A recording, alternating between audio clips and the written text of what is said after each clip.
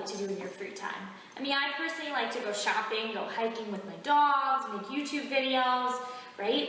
I mean, everyone has their own set of hobbies, some unique and a little strange, and others are more mainstream.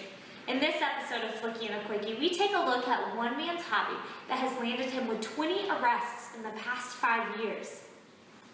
Photographer Dan Marvick spends his free time traveling the world to abandoned buildings and finds pleasure in capturing the beauty of these places that have often been forgotten. Not only is wandering to these old and unstable buildings very dangerous, it can also be very illegal depending on the country and their trespassing laws. However, Marvick tells UK's Daily News Online that is one of the biggest rushes he gets.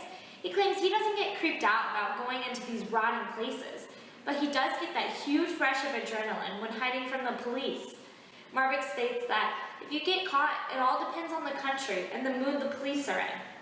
He said everything from being allowed to continue to wander around these places and take these beautiful pictures to being held at gunpoint as he's faced with trespassing charges.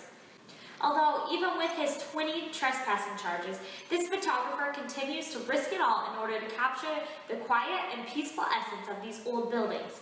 And I have to agree, you can't capture what he does by standing outside on the street, such as the inside of this old Belgian theater, or this abandoned and mysterious French chateau. I think the whole idea of going into abandoned church or hospital would freak me out on the ghost aspect. I mean, I've seen the war movies and those abandoned places are a common setting. But I guess it is all in the eye of the beholder, and the things he's able to capture in those photos are pretty cool. But I also don't like running from the police, so I'll leave the photography to him and just look at the pictures in between my shopping and walking the dogs. Thanks for tuning in, and join me next week with another Flicky and a Quickie. You ready for your walk?